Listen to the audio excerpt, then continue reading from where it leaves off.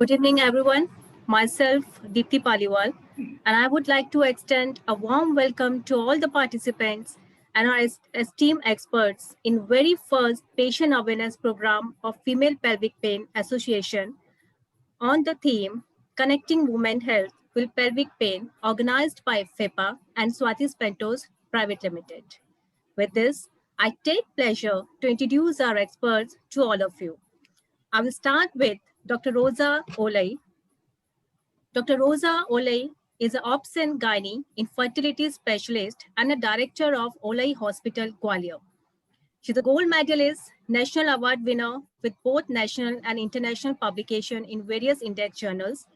She is a national vice president of Family Planning Association of India. She is a member of South Asian Regional Governing Council, International Planned Parenthood. She is also a fellow and a member board of Governing Council, Indian College of Obs and Gynae. She's been a WHO consultant for the expert panel meet on ARSH global guidelines. She has also been the national vice president of FOXI and a chairperson of Adolescent Health Committee, FOXI. Welcome you, ma'am. Moving to our today's speaker, Dr. Amita Jain. Dr. Amita Jain is a senior consultant urogynecology at Medanta Urology and Robotic Surgery Institute, Medanta, the Medicity Gurugram. She is the founder member of FEPA. She is also executive committee member of a GIPS and a general secretary of SAFUG, which is South Asian Federation of Urogynecology. She's also a committee member of a national guidelines on urinary incontinence of USI. She's also a member of a various gynecology and scientific societies like Yuga, FOXI, AOGD, North Zone, USI, NACHI, and CEFU. She is currently a member of a writing group for a terminology and standardization paper on female bladder pelvic pain in collaboration between Yuga and the American Urogynecological Society. Dr. Vidya Bandukwala. Dr. Vidya is a founder member of a FEPA. She is also an executive committee member of a GIPS. She is a consultant obs and gynae at Touch of Joy Women's Clinic at Fertility Center and Saket Nursing Home and a Nanavati Super Specialization Hospital. She is also a member of an association of fellow gynecologists. With this, I would like to invite Dr. Vidya Bandugwala to address the audience with her introductory speech and also tell us the motive behind this initiative, FEPA. Welcome you, Dr. Vidya. Over to you. Yeah, thank you so much. Thank you so much, Dipti. And I must say good evening and namaste to all of you who have joined here with us in our live session today. And a warm welcome once again to all of you all. At the outset, I must thank Dr. Rosa Olay, who has been instrumental in initiating this program, especially for you all women of Gwalior. So thank you very much, Dr. Rosa. It's really kind of you. And today, as we all know, we are going to be enhancing our knowledge on female pelvic pain because FEPA stands for Female Pelvic Pain Association, and it has recently been founded. And we must thank Mr. Vishal Jadodia for forming this association because he believes in the academic part of the clinicians, and he has been well acquainted with a lot of orphan diseases as well as quality of life diseases in the country. So I think female pelvic pain is one such issue that we all clinicians, we all face it as a challenge. So I think kahin na kahin, kabhi na kabhi, I think as women, we have come across pelvic pain, and it is not a pleasant feeling. It's not a pleasant feeling to have the pain. And pain can be of different kind. We can have physical pain, we can have emotional pain, and the best part or something that is not right is that we cannot see pain. It is a symptom that can only be felt.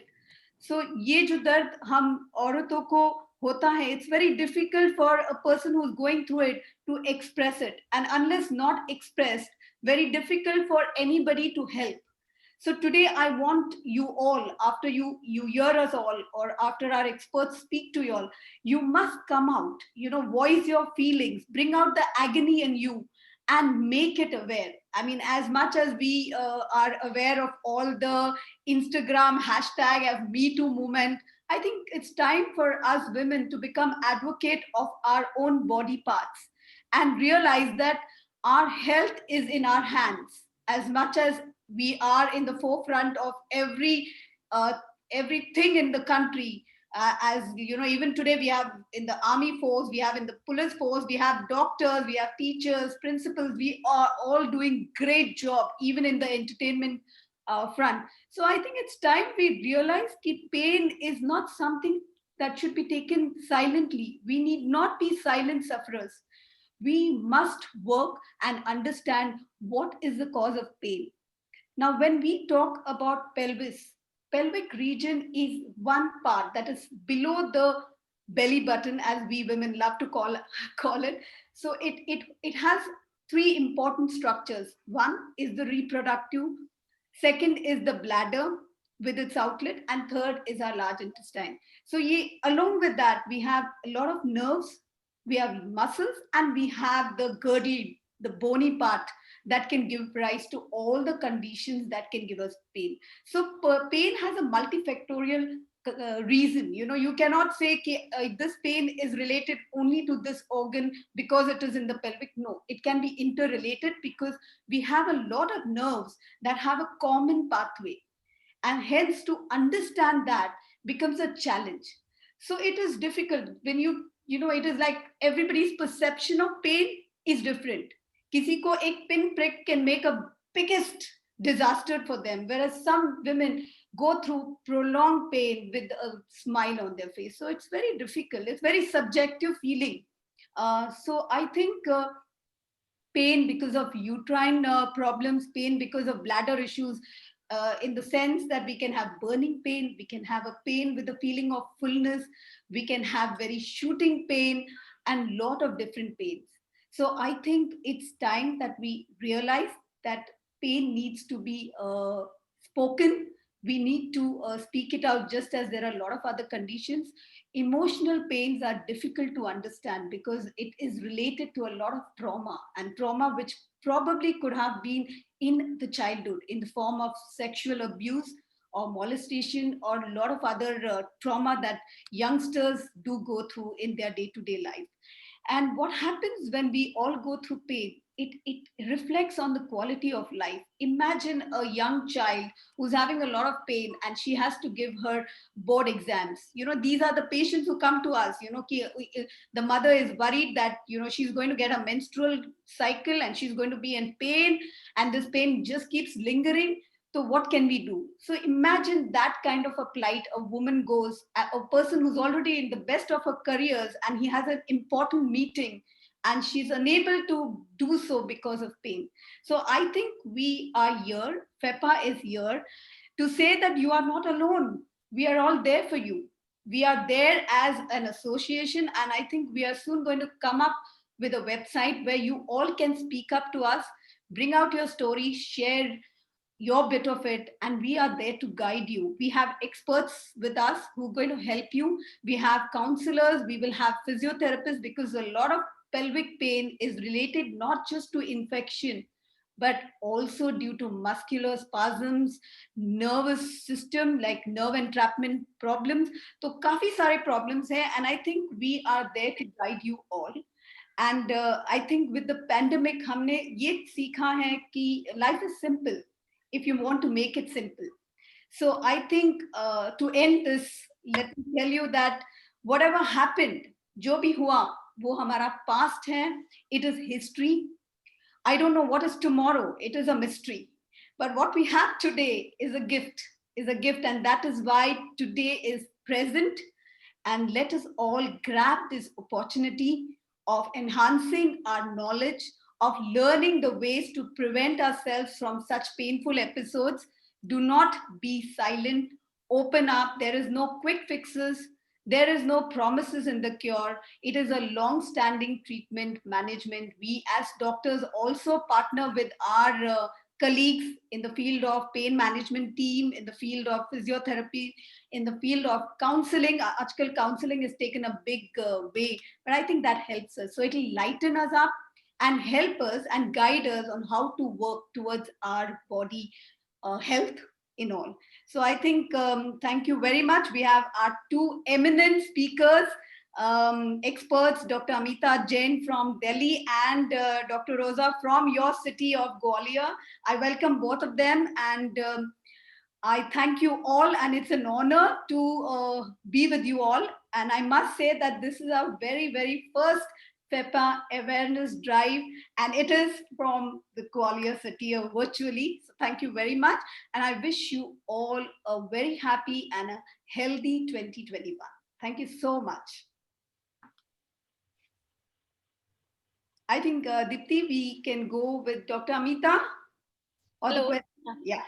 So the thing is that, thank you so much, Vidya. You took this opportunity to introduce what is the motive of FIPA to everybody who has joined here.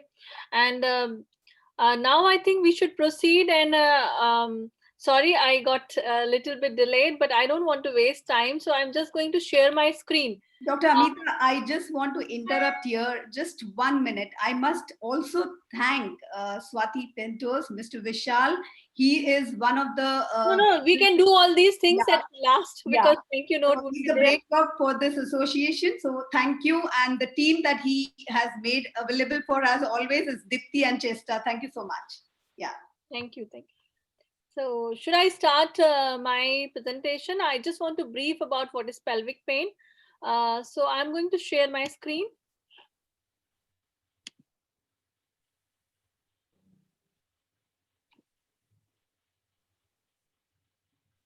So I hope you all are able to see my presentation. Yes, Amita, is clear. Okay. So I'm going to talk in mixed language, Hindi and English, because मैं चाहती हूँ कि सभी लोगों को अच्छी तरह से समझ में आए.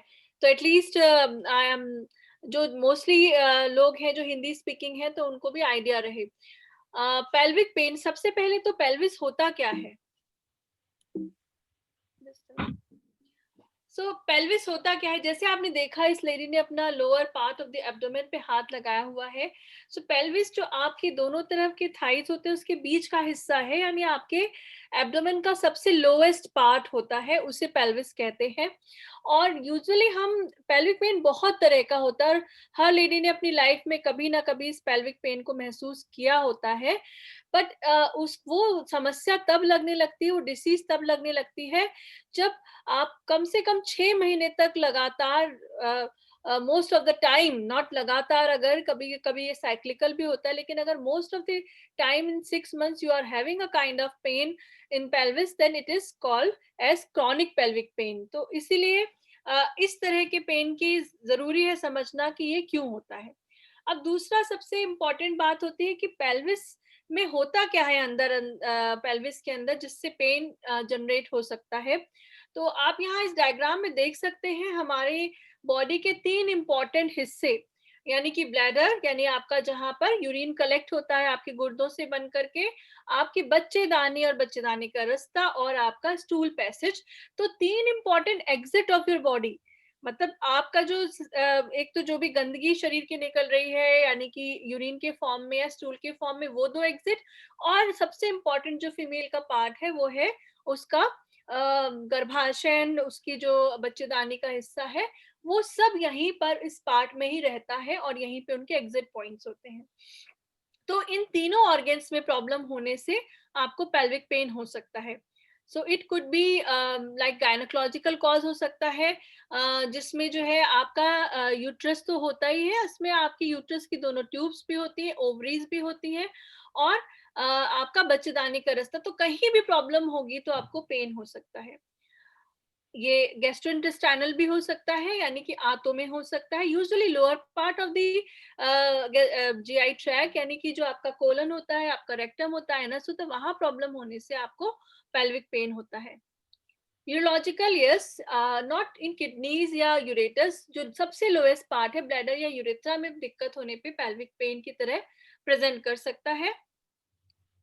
और मस्कुलोस्केलेटन, तो ये बहुत समझने वाली बात है कि सिर्फ यहाँ पे 3 अंग नहीं है, उन्हें संभालने के लिए भी बहुत सारे स्ट्रक्चर्स हैं जैसे कि एक बोन का जो ये पेल्विस आप देख रहे हो ना, ये एक बोन का स्ट्रक्चर होता है, क्योंकि इनको संभालने के लिए जो मसल्स होती हैं, इन अंगों को अपनी जगह पे रखने के लिए, ये अंग मोबाइल अंग है। स्पेशली अगर आप बात करें आपका आंतों में हमेशा स्टूल भरता है, निकलता है, तो ये हमेशा फैलेंगे, फिर उसमें से एग्जिट होगा।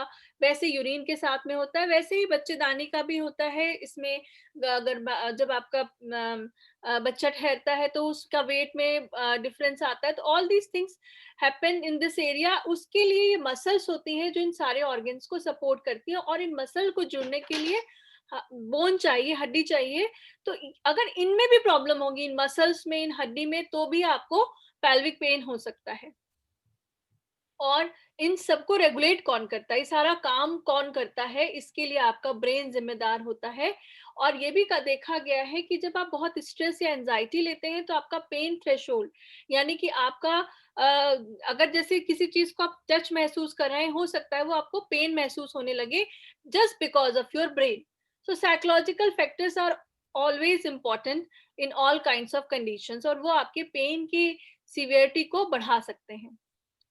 नाउ कमिंग, आपने देखा कि कितनी चीजें हैं जिससे पेन जनरेट हो सकता है। तो it is difficult to diagnose, difficult to treat and difficult to cure. So ये बहुत आसान चीज नहीं है। सबसे पहले तो यही पता करना मुश्किल हो जाता है कि पेन कहाँ से आ रहा है। इसकी वजह से ही ये बहुत बार पेशेंट भी फ्रस्ट्रेट होते हैं, इवन ट्रीटिंग डॉक्टर्स के लिए भी एक चैलेंज होता है।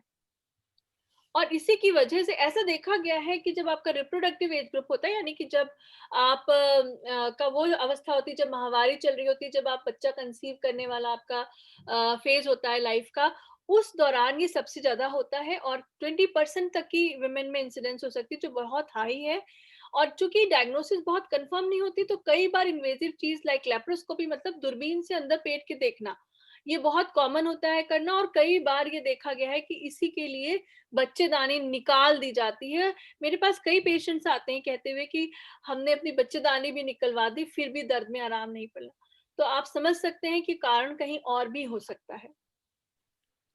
अब मैं कुछ आप लोगों को जस्ट ब्रीफ करूंगी कि कैसे पता लगे कि आपका कौन सा हिस्सा शरीर का, पेल्विस का इन्वॉल्व हो सकता है।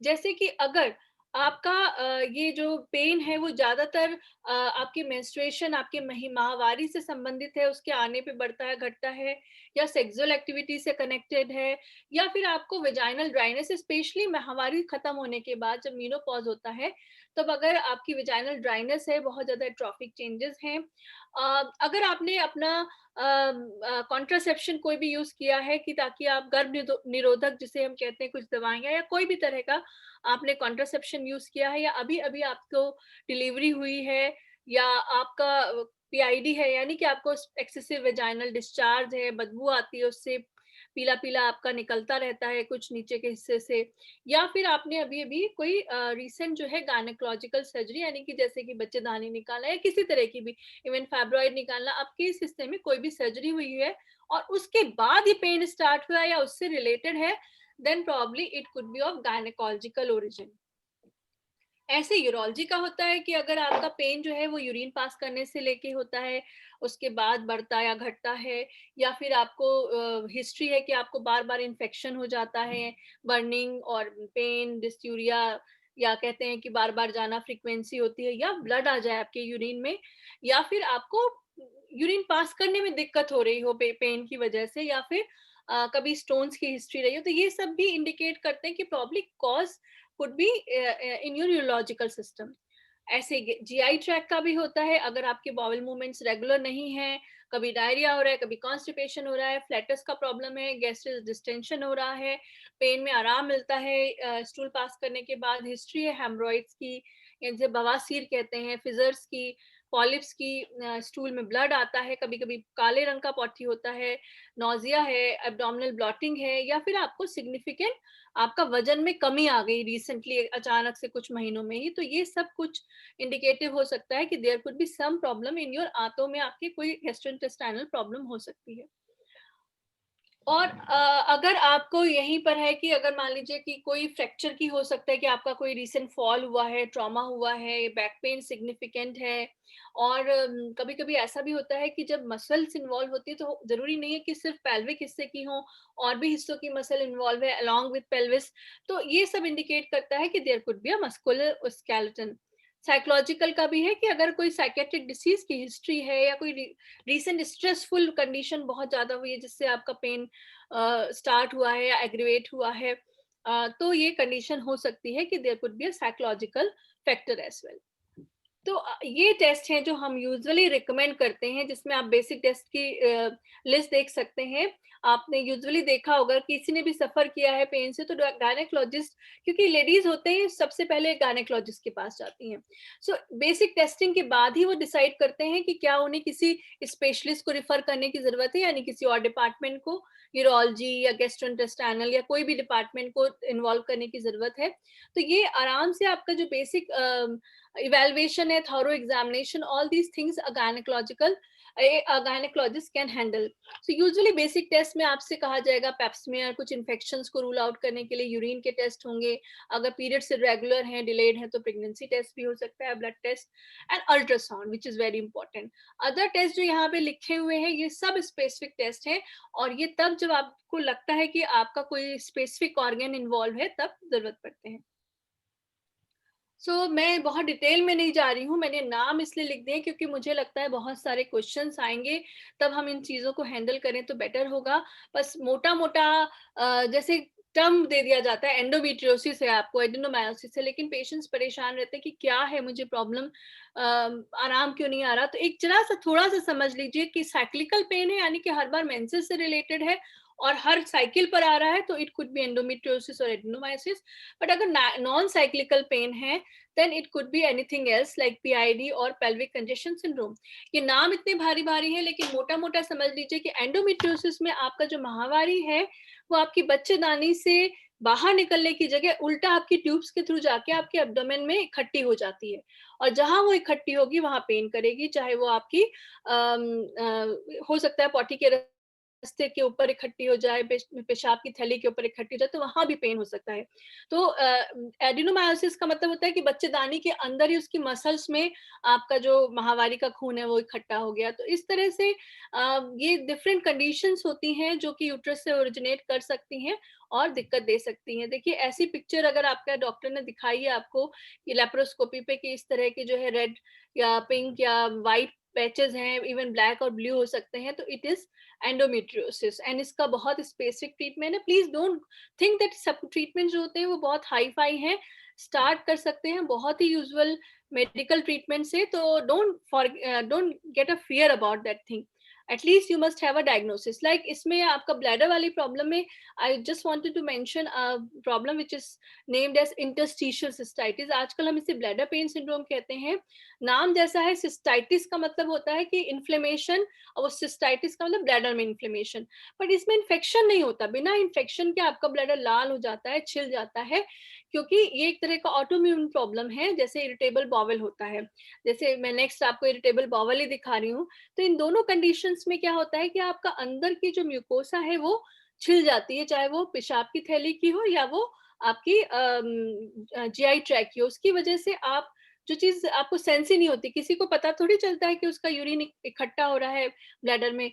वैसे ही स्टूल भी इकट्ठा होता है तो पता नहीं चलता जब तक कि वो फैल के इतना डिस्टेंट ना हो जाए कि आपको अर्ज देने लगे कि आपको उसको बाहर निकालना है। लेकिन अगर यही थोड़ा सा आने पर आपको इरिटेट करने लगे, क्योंकि आपकी जो म्यूकोसा है वो हेल्दी नहीं रह गई है, और इसकी वजह से वहाँ की नर्व्स इरिटेट होती हैं बिकॉज ऑफ दिस, क्योंकि यूरिन भी एसिडिक होता है और बाउल में भी बहुत सारे इरिटेटिव एलिमेंट्स होते हैं। तो यही जगह, इसी पर आपको पेन होगा, आपको डिस्कम्फर्ट होगा। तो इनके नाम हैं bladder pain syndrome, irritable bowel syndrome. ऐसे ही मस्कुलोस्केलेटल कंडीशन है, बहुत कंडीशन है, कई नाम है, लेकिन एक्चुअली इतना समझना जरूरी है कि मस्कुलोस्केलेटल में यूजुअली ये पोस्चर से रिलेटेड होता है, स्पेसिफिक, क्योंकि आपके अगर जो चीज हिलेगी, जब मसल हिलेगी या आपकी बोन्स हिलेंगी, तभी आपका वो पेन एग्रीवेट होगा। साइकोलॉजिकल फैक्टर मैंने पहले ही डिस्क्राइब कर दिया कि it could be related to, इसमें बहुत इंपॉर्टेंट है somatisation disorder.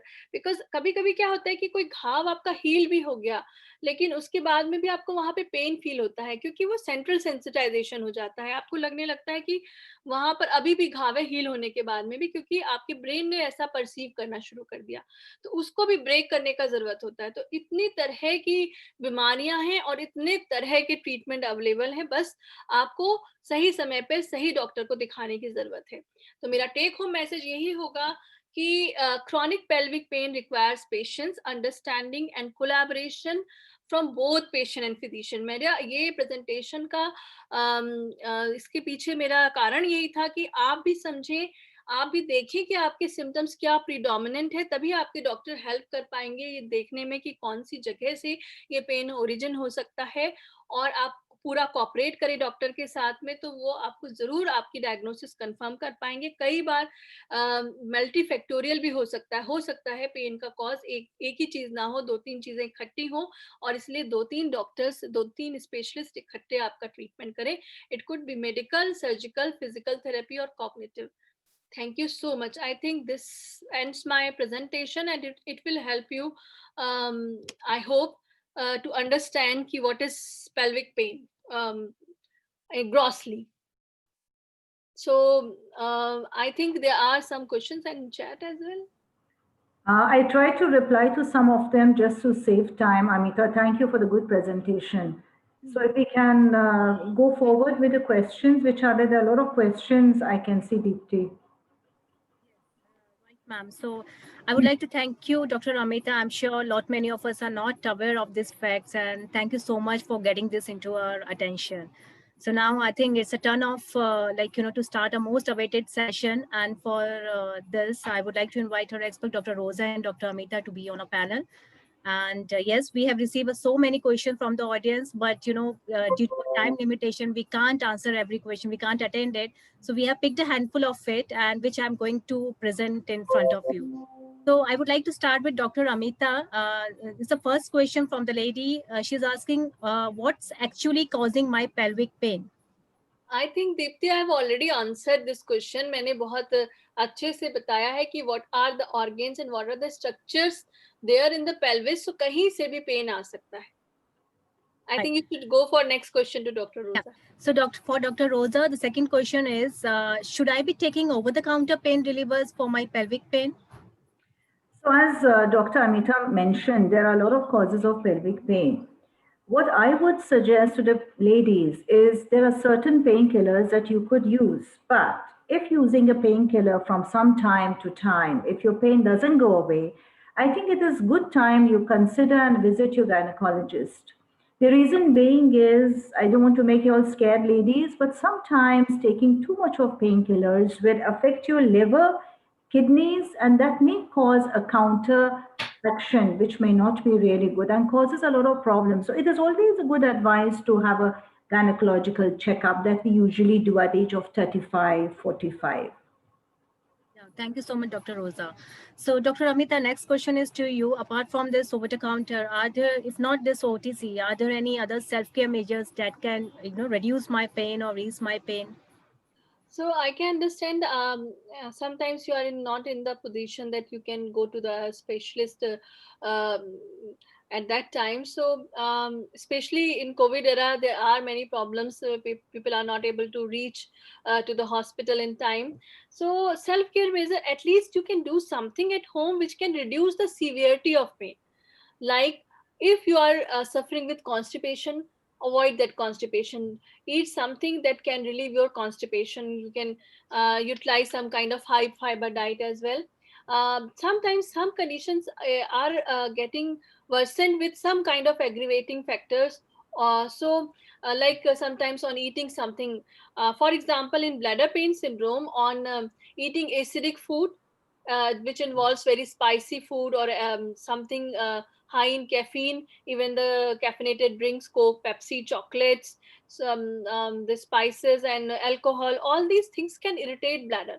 So it can aggravate the pain. So you can avoid all these kinds of things. You have to notice yourself what are the aggravating factors, and you can also notice some kind of relieving factors as well, and then you can utilize those things just by manipulating lifestyle, and you can have the relief.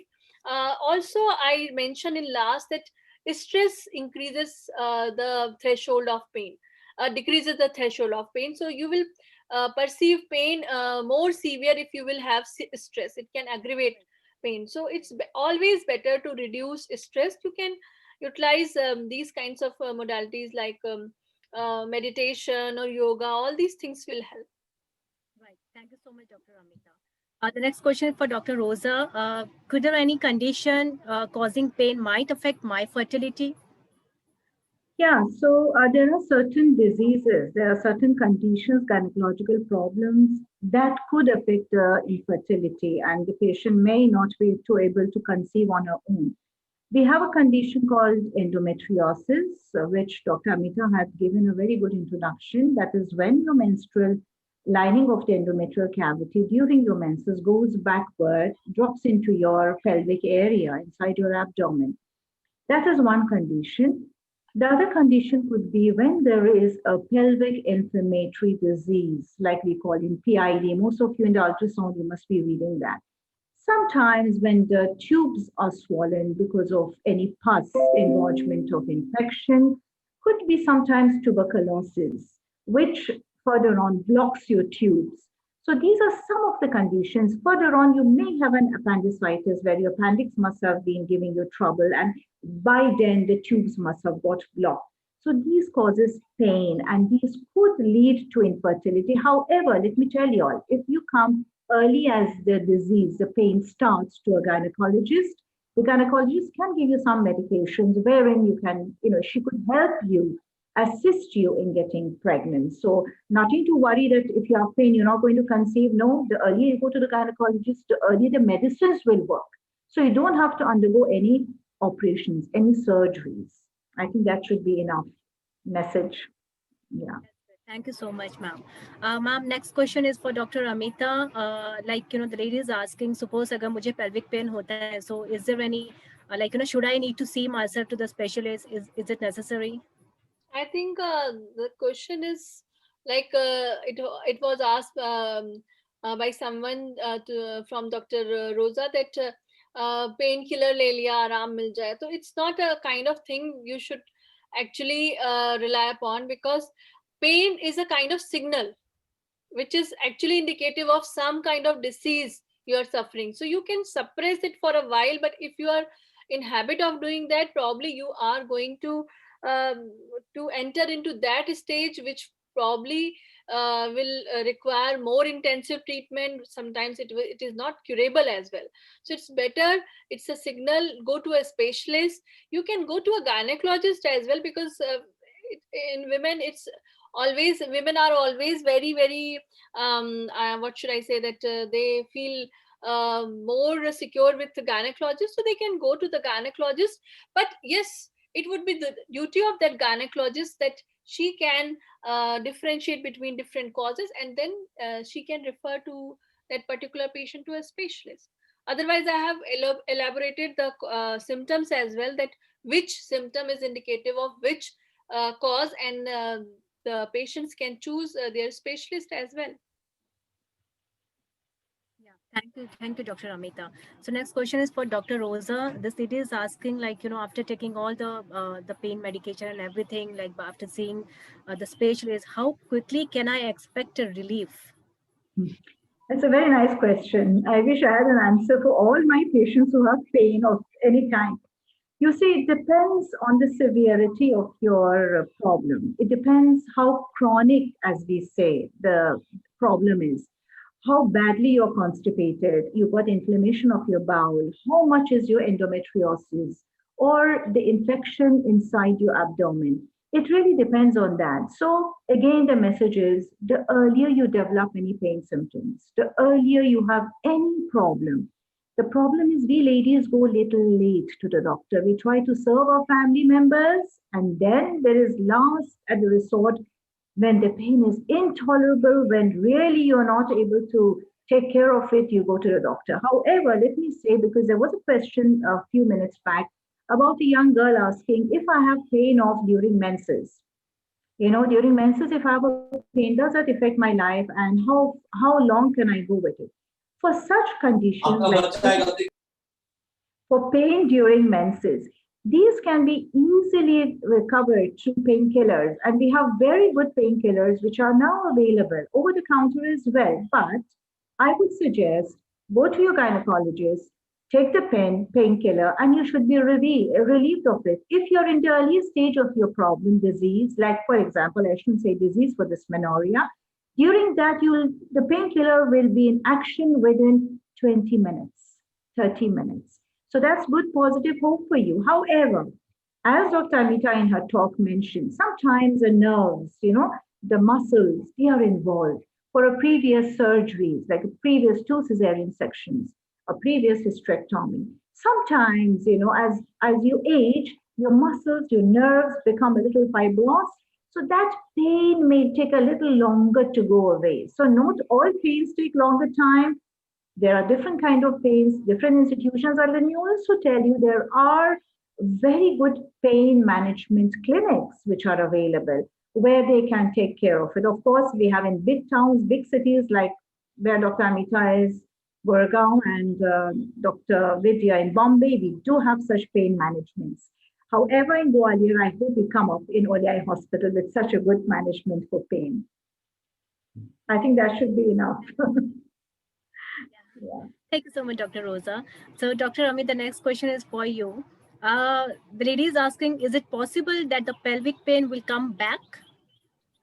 So, as everybody mentioned, every specialist mentioned by now that if you are not being treated for the particular cause of pain, obviously you can suppress the pain for a while by taking painkiller, some kind of suppressive measure. But if the disease is there, it will come back. So that's the problem. If you will not get being treated completely, it can come back. It could be endometriosis, it could be tuberculosis, it could be something which needs a specific treatment, and you can have a complete cure by that specific treatment. If you are not receiving that specific treatment, the disease will come back. There are some chronic conditions like bladder pain syndrome, some kind of autoimmune disorders, which by default come back because it's the tendency of autoimmune disorders that there would be a waxing waning phenomena. You cannot get rid of those conditions throughout your life, but yes, again, once the diagnosis is made, there are some kind of measures that you can suppress the disease in very early stage, even if it is coming back. So you don't need to worry about that it will get aggravated and it will cause complications. So first, the diagnosis should be confirmed. I think this would be sufficient.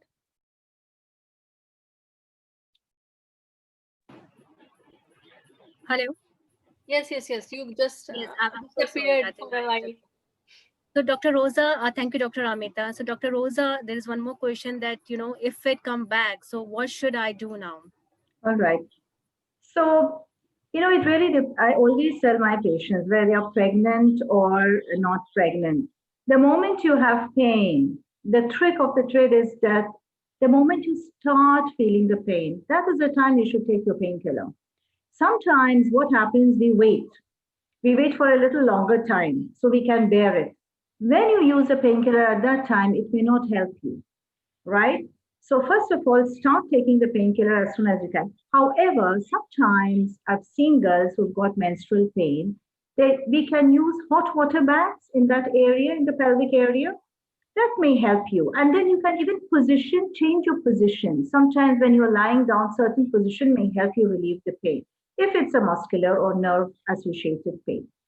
The other thing would be that most of the pain that we have, the woman suffers in general, it is stress related. So that may not be any disease, but it could be because of a lot of stress in life, and especially during the time of Corona, where we are facing a lot of challenges in our families, in our profession. That may be a factor which there may not be any chronic disease, but it's just all in the mind. So we have to keep this a little cool. We have to do a lot of yoga, a lot of stress management. So that itself will be one home remedy that we could do. And what I would also like to suggest, which could be also, take a lot of fluid, hydrate yourself. A lot of toxins from the body goes away. Try to have a healthy lifestyle. Try to walk a little bit. I know walking would be a little difficult in Corona, but then, even standing and doing certain work will decrease a lot of your calories. It has been proven by the Royal College. So try to involve yourself, keep your mind away that you are diseased or you've got a pain or you've got a tumor. Just try to have a lifestyle management. Try to do a little gardening, try to do a little knitting in winters, those of us who can do it, painting, these kind of such kind of Zoom meetings and get-togethers over the Zoom and a cup of tea at your comfort of your house. So try to do these kind of things. Dr. Amita, there is another question. Are there any other symptoms that I should be watching for? I think I explained this question in my presentation because yes, there could be some symptoms which can indicate that what is the origin of pain. Like I told that if it is related to your periods, your menstruation, it could be from the gynecological side. So these I have explained each and everything. Apart from that, you can actually see when your pain is getting aggravated. What are the factors, what are the conditions once your pain is aggravated? Like Dr. Rosa explained, if it would be musculoskeletal, it would be related to a specific position, and on a specific position it is getting relieved. That is very, very indicative of that, yes, it could be muscular or it could be because of the nerves or neuropathic. Sometimes patients just tell us that yes, once they are passing urine, they are having suprapubic discomfort with full bladder. Once they are passing urine, then they are getting relief from pain for a while, but again once the bladder is getting filled, so it indicates that yes, it is from the bladder. So a patient actually can see these factors and can help us telling, yeah, this could be that is the kind of things that patients should look for and should always tell to their treating specialist. It will help them to understand which is the origin of their pain. Yeah, thank you, Dr. Amita. So the next question is for Dr. Rosa. Is it possible that emotional distress is contributing to the pelvic pain? And if so, what's the best way to get help? All right. So yes, I did answer this a while ago to some other question. Definitely emotional stress, anything which is affecting your mind, you see that can affect your body as well. So even a very healthy person, even a person who's really exercising, if that person is under tremendous pressure, it could be psychological pressure. Now we are having what is called as depression, with the mental stress, with what is going on around us today in society. A lot of us are under pressure. Who is not actually? I don't think anybody is without any tension or stress factor. This could, yes, relate into pain of any kind to our body. And we have women who come to us. My husband is an orthopedic surgeon. We have a lot of patients he faces, and he says it's all muscle pain. It's transformed into a muscle pain. It's transformed into a back pain. So the first thing is relax yourself. The best thing we do in India is yoga. I'm sure all of us can do that. First thing, it's such a relaxing thing. Meditation, reading the holy writings. There are certain good prayers. In fact, I say prayers in the morning. I have a couple of good Baha'i prayers, which I always say. And I share it with all my patients, and they feel so good about it. So I think reading the holy writings could help us. Meditating. This is time that we are at home most of the time because of Corona, especially for the young generation who are listening to us right now. I think this is the best thing that could relieve your pain. And yes, if the pain doesn't go away, and if there's anything else, that means you should definitely go consult a doctor, consult a gynecologist or an orthopedic surgeon or a neurophysician. So then we have levels of it, but certainly with a good mind, with a good healthy body, things could be. And then, as I mentioned earlier, start doing some kind of a recreation work.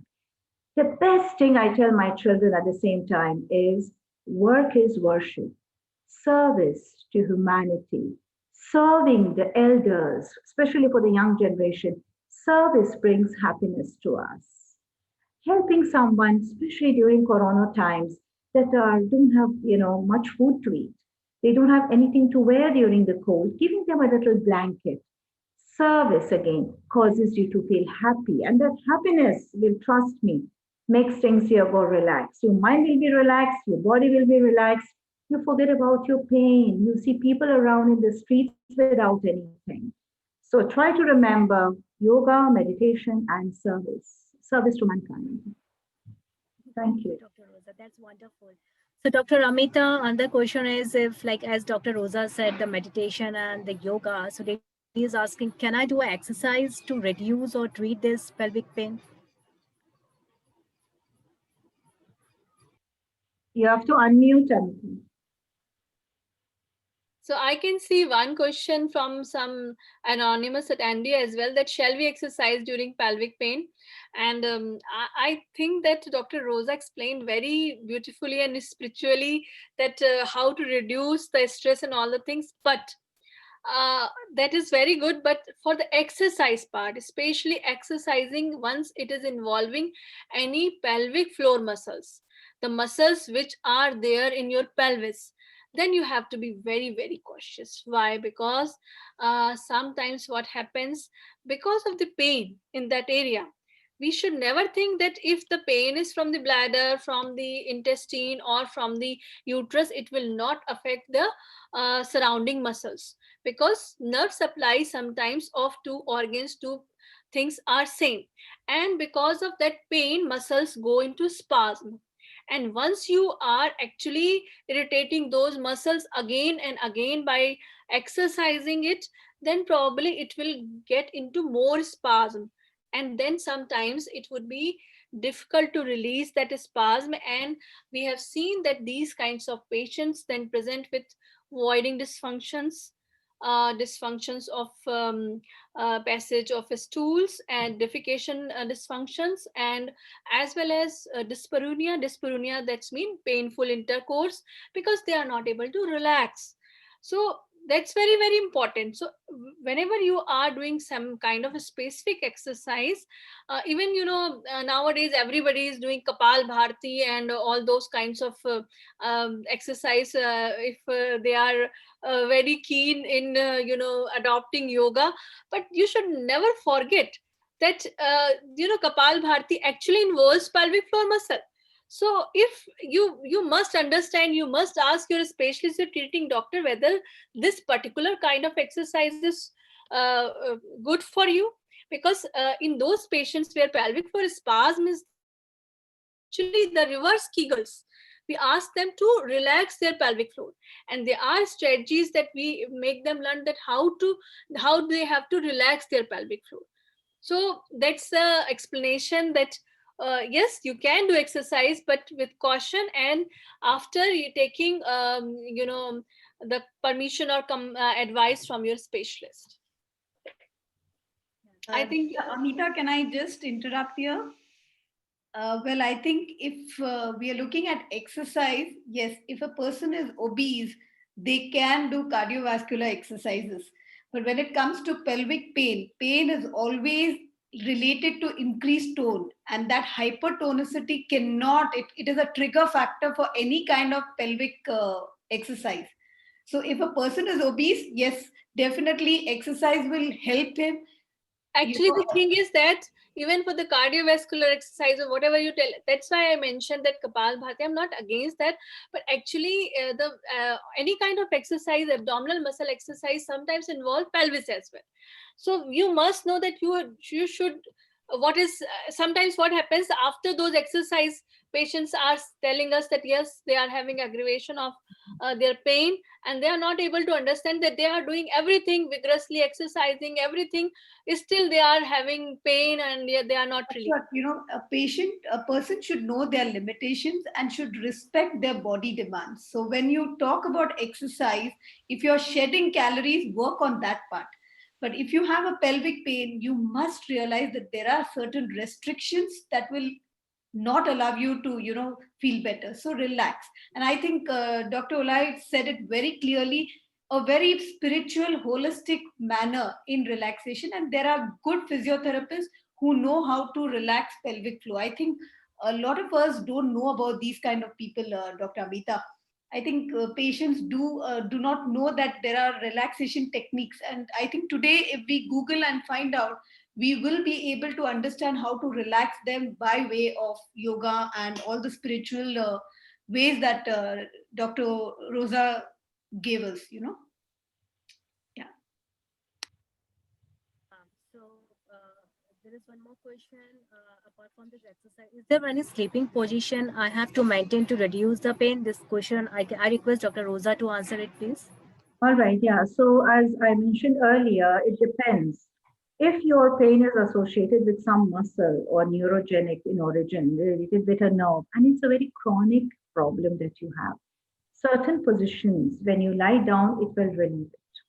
So that depends on really what your problem is, how chronic, how bad this severity of pain is over the years you must be having.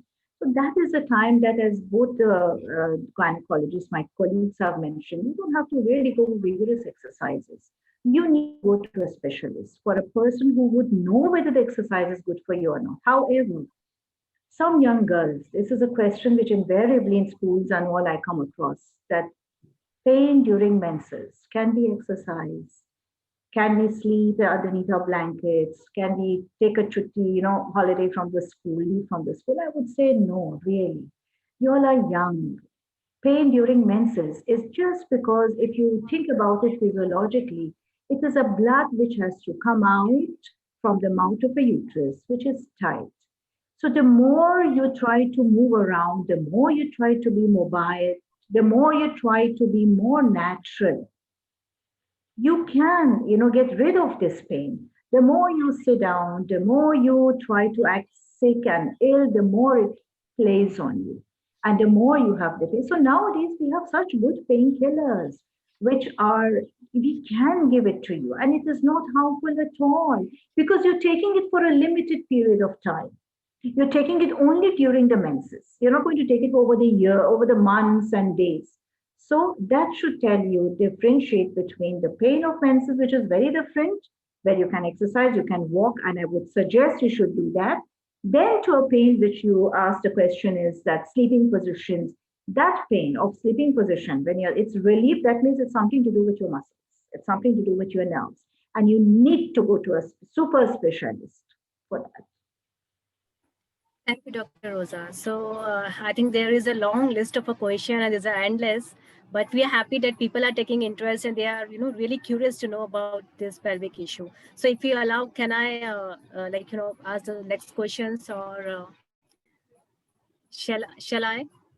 Yeah, please go ahead. I think, Anita, we have time, right? I'm getting some questions from anonymous attendees as well, so I try to, answer them. Is that okay, Amita? Would you like to answer it, or should I go ahead? No, you go ahead. And I think we can extend the time. Yeah, otherwise, I have a list. So now, I can start with Dr. Amita again. So Dr. Amita, there is a query. Is a cyst in the left ovary of a size 22 into 41 mm serious? So if I think that patient who is asking this question is completely asymptomatic. That's why this question is there. So if a patient is completely asymptomatic, then I don't think that, if you will get an ultrasound done of a lady in her late phase of menstrual cycle, just before menstruation, you will always find these kinds of cysts. Why? Because you must understand that there is a formation of ovum inside a follicle, which is actually a cyst. And once the ovum is mature, it is getting relieved, then this cyst gradually get collapsed. But sometimes it persists, and usually after menstruation it goes off. But if it is persisting, it is increasing in size, then only. So 20 to what was the size of that cyst? What was the size of cyst? You are muted. You are muted. You are muted. Yes, ma'am. Yes, ma'am. Yes, ma'am. It's just like it's 22 into 41 mm. So I think yeah, we usually recommend that after 5 centimeter of size of it, if it is persisting, it is causing some symptoms, then there are few tests we recommend just to know whether it is a benign cyst or it is a malignant cyst. So those, they are ovarian tumor markers. These are simple blood tests, and that can tell us. And sometimes only once we find some other factors as well, some kind of, cysts are having multiple septi, or solid components are there, or something which is not usual, it's not a simple cyst, then only we ask for the higher radiological investigation, sometimes even the MRI and all these things. So you just need to ask your specialist. But for a simple cyst of 20 to 40, and you just have to wait and watch, and in follow-up ultrasound, more than 60% of the cysts get disappeared. So that is my answer. Right. Thank you so much, Dr. Amita. So the next question is for Dr. Rosa. There are two questions actually. So I will start like one by one. The first is it normal to have a itching in the vaginal area, especially before periods? If not, then what is the reason? Yeah, so normally, if I don't know how much is the extent of the itching, normally there should not be any itching in the private area of a woman. It depends how much is troubling you, especially your sleep at night. Sometimes, due to certain infections like fungal infections, there is a lot of itching. And then that's a time that you must go to your gynecologist, because if you don't treat that, the infection from outside will go inside the vagina, and then that causes a lot of more problems. There are very good medications you should take. Remedy for it would be, of course, if fungus grows in area which is humid, which is wet, so you need to, first of all, change your undergarments, wash yourself clean, dry yourself, and when you wear your undergarments, you must make sure that are dried in the sun. No sun, rainy season, use the iron, the simple iron that you can use, and keep that warm so the infection of the fungus will go away. If you're married, you're sexually active, then I think your partner too needs to be given some antifungal. So it's always important for the partners to be also given the treatment. It's simple treatment of antifungal, and that should not be any issue. Right. Thank you, Doctor. The second question from the same lady is it normal to exceed 4 days of a bleeding during periods, passing clots, and if there is any medications for same? I just want to add something for the previous question. Sometimes I have seen that using some kind of, some specific sanitary napkin of some company, because of the allergy to that particular, brand, sometimes patients complain. So we just suggest that don't use that particular brand. You can change. And second thing is that, yeah, it should be cotton pads are usually having a better effect. They are not causing any kind of allergy or itching. And also sometimes we recommend these girls, because their skin is very sensitive, so don't use those kinds of hair removal creams, and even I don't know what is the term, you will better tell me, that sometimes they are getting some kind of what is that term, they are removing those hair by waxing. Yes, so it's something, it's very, there is a term. So don't use these kinds of things, because it's always creating a trauma. So what we recommend, that just do a trimming of those pelvic hair by simple scissors. Don't induce any kind of trauma to that particular part, because especially at the time of menstruation, moisture would be there, and if there would be a trauma beforehand, then there would be super added infections at that area. So that I just wanted to mention. I think, Dr. Amita, you quite rightly said, because I think young girls now, it's a fad of, vaginal hygiene. So having a lot of washes, douches, all new companies coming up with new washes, they want to keep trying new things. So in that way, trying to keep them overly clean, they'll end up having fungal infections, because they are depleting the natural bacteria, that is needed for the well-being of the vagina is depleted, and the fungus takes over. So we need to, make the young girls understand what is the vaginal hygiene and how we need to go with it. So there are two rules for the hygiene, which I always, whenever I'm going to a school and I am teaching those girls, one rule is that always just use lukewarm water to clean your local parts, because your vaginal pH should be maintained. If you're using any other kind of fancy soaps or something, especially soaps are alkaline. So don't use that, apply any kind of strong soap, just use lukewarm water, first thing. Second thing is that keep your local part dry. Many ladies, many women have that tendency that they always wash their local part after passing urine and then they don't make it dry, and that's the actually cause of having moisture there, having super added infection. So these Dr. are the Amita, important. also cleaning the part, you know, from backwards forwards is not the way. No, Vidya, Forwards, backwards. nowadays the the some of these studies are saying that it's not Yes, very yes. significant. But you know, they literally rub their skin, and which is not. You must try and dab your skin rather than rub it. Yes, I think Beautiful. I think these are very important points. And to summarize what both our guest speakers have said is try to avoid wearing tight jeans and tight clothes. Try to wear cotton clothes and let that place be aired. You know, that really helps a lot, keeps it dry. it's very Now, yeah, so there are some private questions from some person who's come to me, which is again related to menstrual blood. So I'll try to reply to the first question, and then I come to the question which has just come to me. So, passing clot during menses is not good because when a clot is passed, you know, how much ever it is, that means there is excess of bleeding. Why should you bleed? No, it is not normal. So you must take certain medications to stop formation of clot in your menses. So a normal period for a menstrual cycle is between 5 to 6 days. However, sometimes 7 days, but it depends. You should not have excess of clotting and excess of blood. When it's too much, then clot forms. The question which was further on was, I think this was a question. Yes, there is a question which says that if I'm passing blood through my rectum area, is it normal? That is not normal. Well, that we cannot label as menstrual bleeding. Passing of blood to the rectal area could be due to certain anorectal area, anything with the rectum. It could be an external pile, it could be internal piles, or it could be some kind of an ulcer which is formed, and that needs to be shown. I would tell whoever has put this question, you must visit a surgeon so that the general surgeon would be able to help you out, because a gynecologist, we deal with anything in the private area beside the rectum. So you should definitely visit your, surgeon, and there will be certain tests, internal tests done for you.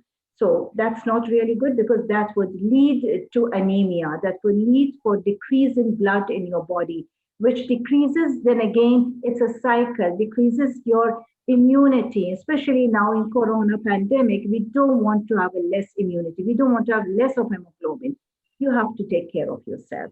So for the one who's passing too much of clot, there are certain medications.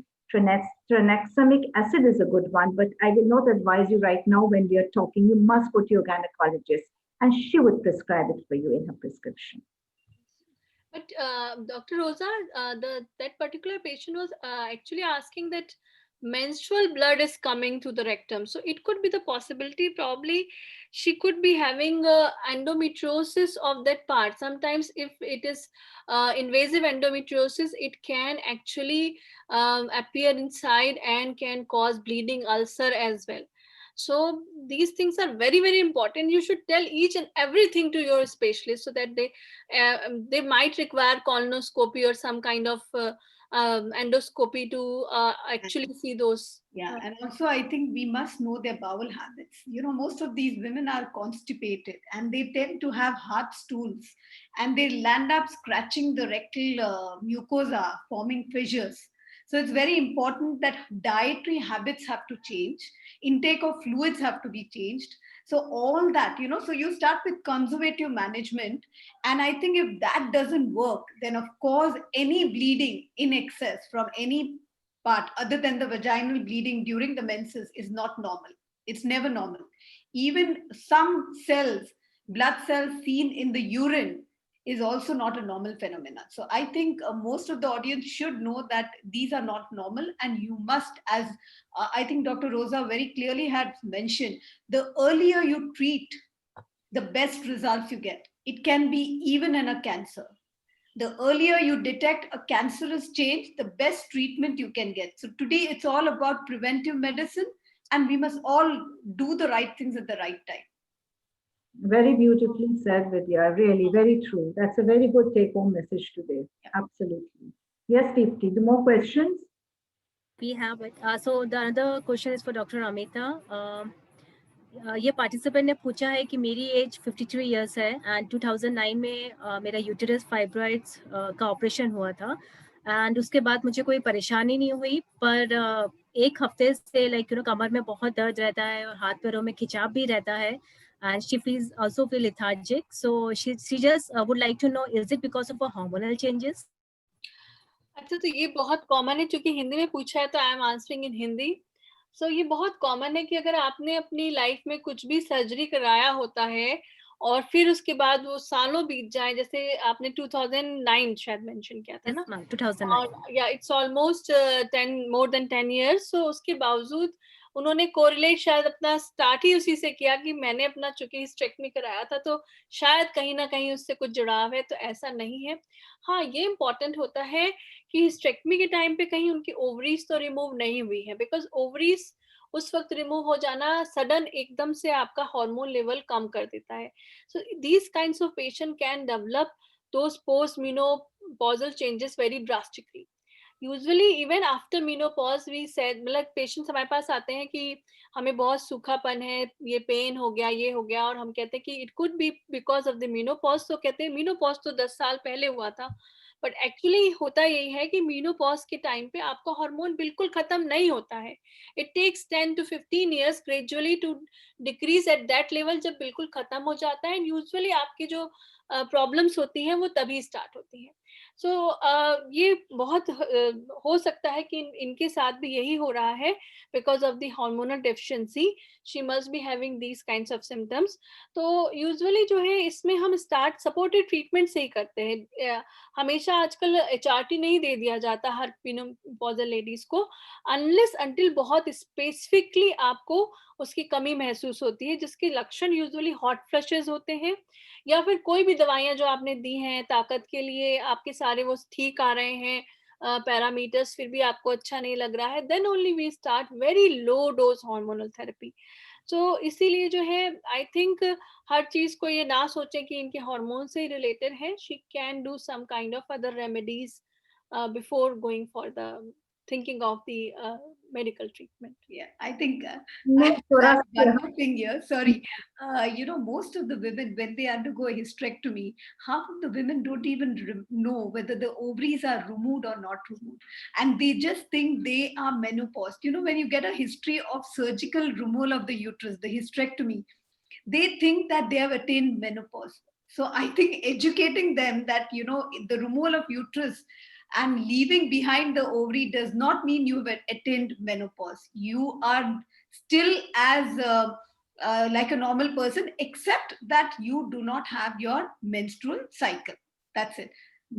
मैं थोड़ा यहाँ थोड़ा सा add करना चाहती हूँ कि ये जो लेडीज है 9 साल पहले आपको ऑपरेशन हो चुका है और आपको बैकएक की प्रॉब्लम है, तो ये बैकएक जो है कैल्शियम कमी की वजह से है. तो मेरा आपका सजेशन ये है कि एक कैल्शियम की टेस्ट या विटामिन D3 जो है आप कर सकते हो.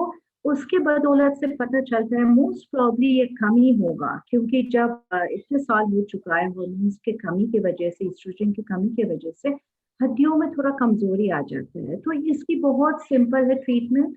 कैल्शियम की अच्छी गोलियां देना है, हर तरीके की कैल्शियम नहीं, जिसमें कैल्सिट्रियोल है, जिससे विटामिन D3 है.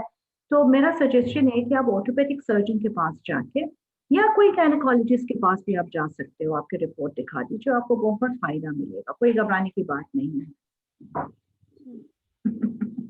I think that's sufficient. Yeah, you can proceed. Next question is for Dr. Rosa. She's asking that, she's experiencing a pale yellow discharge and a pain while doing sex. So what should be the reason? Right. So sometimes when there is a vaginal local infection, having sexual contact will further aggravate the pain. So most often it is a infection which is causing the pain. I think, have we Dr. lost Rosa? Dr. Rosa? Network is not proper. हाँ कुछ दिक्कत हो गया One of you can तो just continue with the answer. ठीक है तब तक मैं I just carry on. So the thing is that vaginal discharge, yes, as she told that if there is an infection and how to know that is there an infection. Normal एक तरह से कई बार vaginal discharge is normal. जो है कई बार patient सोचते हैं कि कोई भी तरह का डिस्चार्ज होना एबनॉर्मल है, नहीं, लुब्रिकेशन के लिए हर लेडी में वेजाइनल डिस्चार्ज होता है, किसी को ज्यादा होता है, किसी को कम होता है. इन्फेक्शन तभी होता है जब आप उसको उसकी स्मेल थोड़ी खराब सी हो जाए, आपको बदबू लगने लगे, तो that is the infection and it is associated with other symptoms like itching, pain and all. And अगर इंटरकोर्स करने पे एग्रीवेटेड है, that could be the thing. I think she told ना कि इंटरकोर्स करने पे पेन बढ़ता है. So then you have to actually think about sexually transmitted diseases because husband could be the source. कई बारी देखा गया है कि जब इम्यूनिटी, लोकल इम्यूनिटी और लोकल प्रोटेक्टिव फिनोमिना लेडी का वो कम होता है, तो हस्बैंड को प्रॉब्लम नहीं होगी, वही इन्फेक्शन वो इंट्रोड्यूस करेगा हर बार इंटरकोर्स के साथ में एंड लेडी को प्रॉब्लम होगी. That's why we treat both husband and wife together for these kinds of problems. Dr. Rosa, we lost you in between, so I carried We the can continue. answer, but you can, yeah, you can tell in your way. Yeah. No, I Okay. think we are losing her. Yes, I think. Yeah, I think Dr. Amita, you gave the answer quite Yes, you can. elaborate. Can No, go to I the think, yeah, if we feel that the partner is the source of infection, then it is very important to treat both of them, husband, wife, or both the partners, and we must tell them to avoid intercourse for at least a week. That's very important. And if they have this tendency of continuously infection, then yes, you need to go to your gynecologist because there it's never without visualizing the vaginal area that we can just recommend medication. We need to see. Yeah, usually we recommend using condoms. Yes. There shouldn't be a direct contact. Yeah. I cannot ask my patient to avoid intercourse, otherwise they will avoid me next No, time. I know. We can do that definitely. That is right. I'm sorry. I didn't mean it that way. Okay. It was a joke. It was a joke. So, yeah, there is one more question, Dr. Amita. She would like to know the causes of blotting. I think Dr. Rosa can take because she was not there. So, Dr. Rosa? Yeah. Because I think Dr. Rosa missed the pun in between, but I think you can continue. Yeah. Yes, you can ask the question now to Dr. Rosa. Yeah, so the question is, I couldn't. Causes, blotting causes. Oh, bloating. So that is usually related with gastrointestinal. So it depends really on what we eat. So what we are, how we look is what we eat. So if you eat a lot of gaseous production of a lot of dals and especially for the veggies, so that causes. And nowadays we have a lot of prebiotics. You know, these are certain lactobacillus formulations which is available, and especially the cause of bloating would be at a later age in life, especially during premenopause, 45 years and above, which causes this symptoms in older women. And I think it depends a lot on our diet. I would suggest that hydrate yourself again, do a lot of walking and exercise, and your bowel movements, as Dr. Vidya was mentioning repeatedly, you should not have constipation.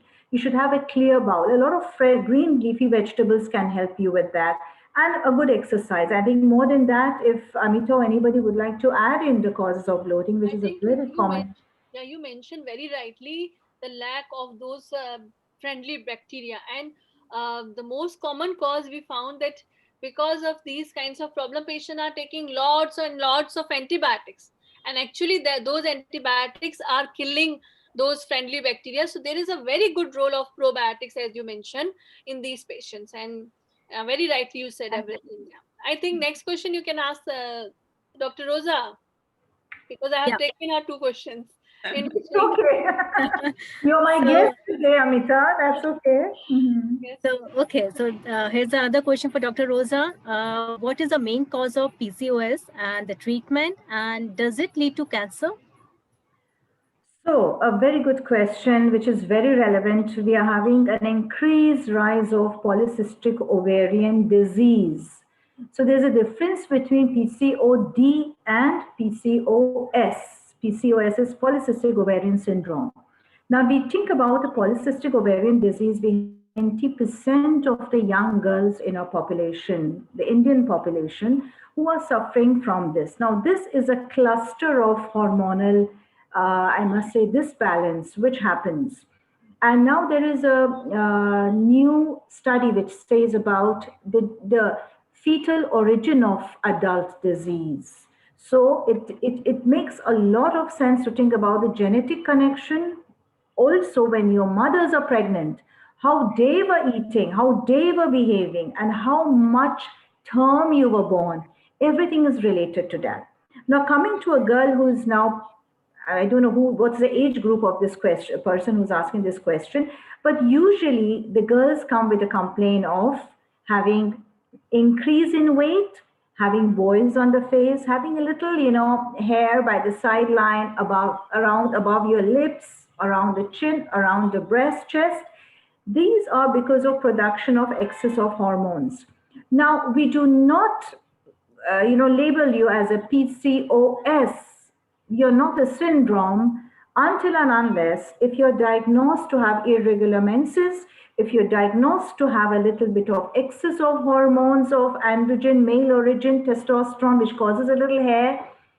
If you don't take care of all this, and of course there is now a latest diagnosis of not doing an ultrasound for a young girl below the age of 8 years of menarche. So these girls, if they come up, suddenly they see the ultrasound, doctor writes PCOD appearance, they panic, what's happening? It is natural phenomena, it's a hormonal thing, don't worry, don't panic. However, let me warn you, if you do not take care of your weight, if you do not take care of the imbalance which is happening, especially if your parents are diabetic, especially if you are, a little on the healthier side, your BMI is high. Now, normal BMI, you asked me, will be above 18 before below 25. So it's around 24 point something.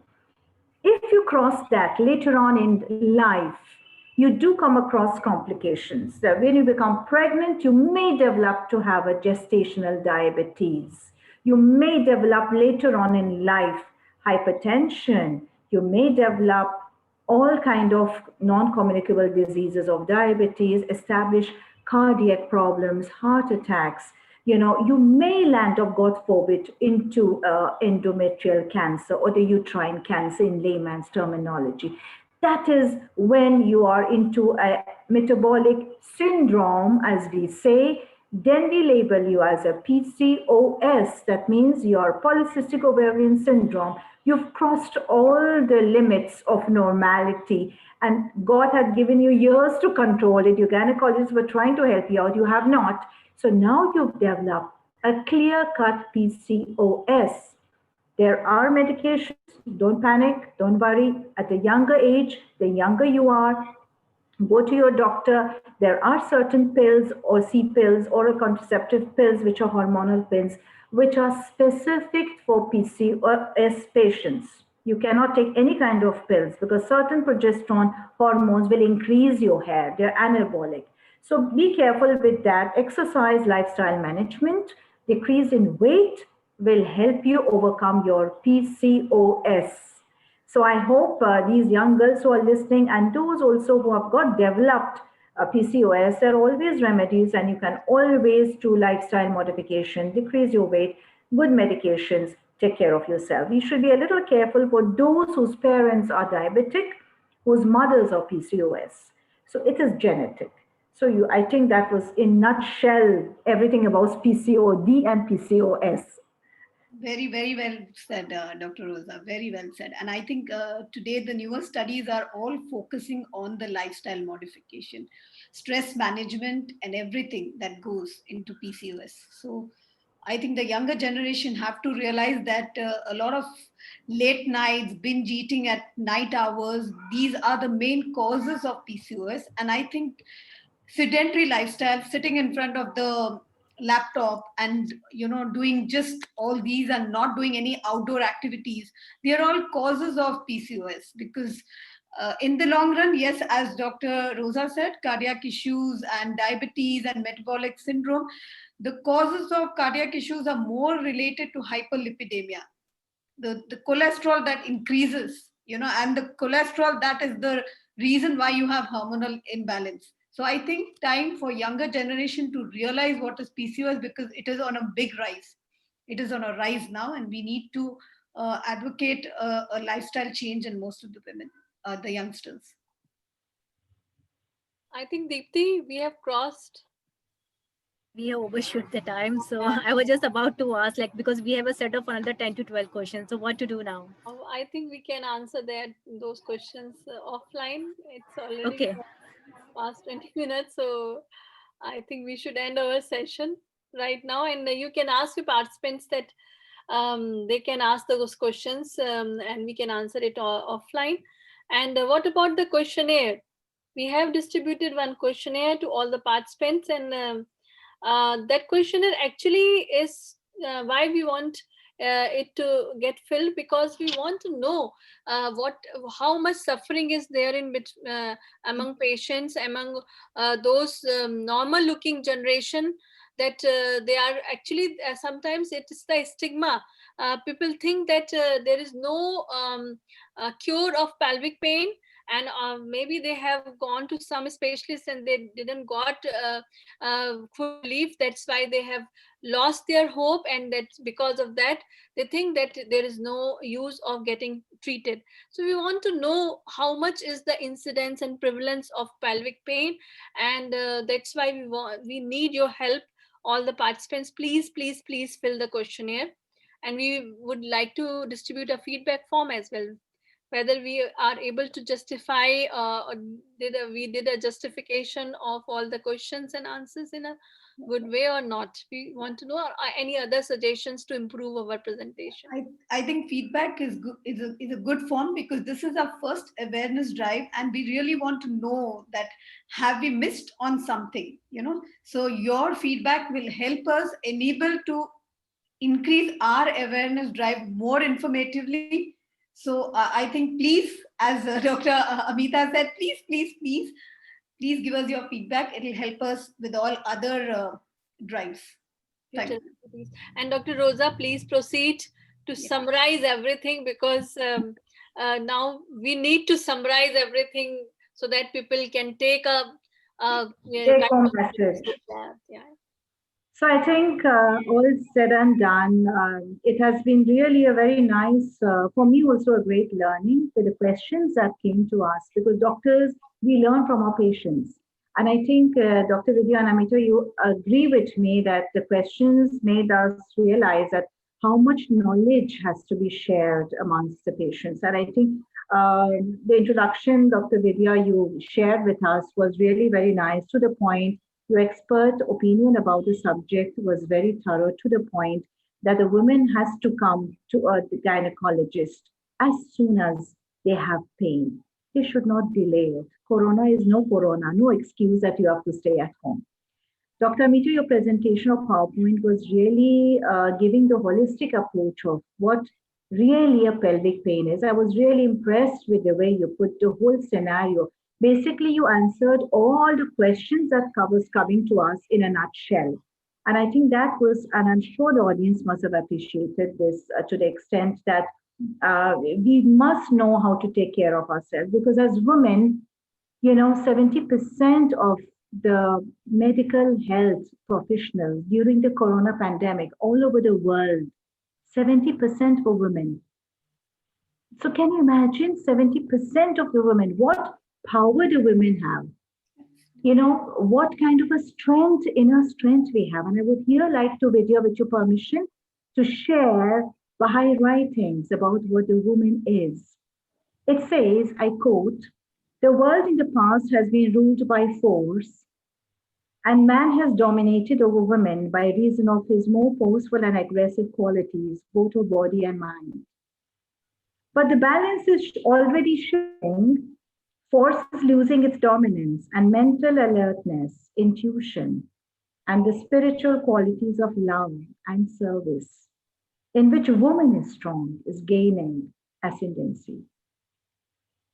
Hence, the new age will be an age less masculine and more permeated with feminine ideals. Or to speak more exactly, it will be an age in which the masculine and feminine elements of civilization will be more evenly balanced.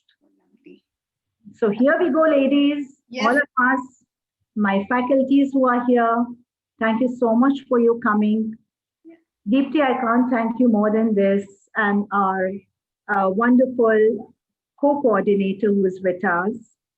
I would like to also thank Swati Spentos Private Limited, FEPA, who has been the organizer and helping us out with sharing this awareness with everyone. Thank you all my audience, my friends, my coordinators, whom I've been speaking with on phone, and you've been encouraging your friends, your colleagues who have been joining us today. I hope this was informative to all of you. And Gwalior is going to be the spearheading rest of our awareness programs throughout India in other cities. Absolutely. Yeah, so I think that was a message we want to give to the women, that you're strong, you have positive qualities, and we can together in unity serve mankind and help each other for a better world that we are in. So let not this pandemic affect us mentally. Let us challenge it and go ahead. We all have our own problems. But let us, as you beautifully, Dr. Vidya mentioned, today is a present. It's a gift called the present. I like that. That's really very nice. Thank you. So with a positive vibe with everyone, and let's take home message to meet again sometime, somewhere. I would love to invite Dr. Amita Jain and Dr. Vidya Bandukwala to Gwalior sometime after the pandemic. So we could have a more kind of an interaction and meet each other, and the audience could also interact with both of you. Thank you so much. Deepti, over to We you. had a wonderful time. Thank you. Thank you to the audience for really being there with us. Thank you. Thank you very much. Thank you so much, Dr. Rosa, for a wonderful message for our participants. And so now even from on behalf of FEPA and Swati Pointos, even we would like to thank you all of you for joining us today. But before ending the program, I would like to take your little time and to share. Just a second. Huh? Yeah. So I would like to share the details of our today's expert with you all, so that for if you have any kind of a future, like if you have any questions or and you would like to know more about them, you can visit them to their clinics. You can ask them anytime. So here is a detail of Dr. Rosa.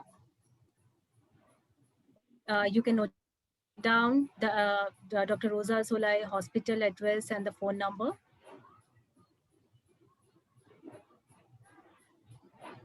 Thank you, Okay. Deepti, for the introduction and sharing the details of the clinic. I'm sure all my friends here would know it in Gwalior. However, we are doing, yes, telemedicine. If they're not able to come to any of the hospitals, I'll be able to help them out on telephone as well. Thank you. So next is the detail of Dr. Amita Jain.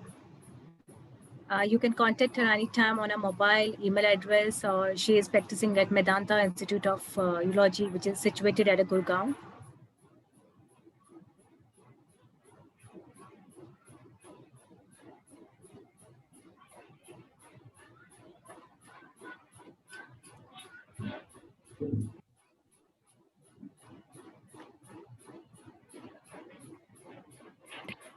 Right. Yes, you can proceed. We are always in service. So you can just call Medanta call center and you can book an appointment. You just have to mention my name. You don't need to, call personally, or don't need to write down each and everything. The next expert is Dr. Vidya Bandukwala, which is which is at the Touch of Joy Women's Clinic and Fertility Center, situated at Andheri West, Mumbai. So here are the contact details, and you can anytime contact me. I think time for us to say that Dipti, we are soon going to have a website of us. So Yes. I think most of the women who may not be able to reach us personally can always write on our website, okay? And we will definitely make sure that each one of us will be heard and will be given good guidance from our side. That's right, ma'am. You can anytime, like, we have a page on our Facebook also, and you can join us on a Facebook. You can, if you have any query, you can contact me at this email ID and a contact number. So, okay, so now I think thank you so much, and wish you a Merry Christmas and a Happy New Year to all of you. Yes. Yeah, And same I think Yes. from my side. Merry Christmas and I hope the 2020 is not a mystery that Corona we free. don't want to. 2021. So I wish to all of you a corona-free 2021 vaccines. I think we are all going to have vaccines and we'll get rid of.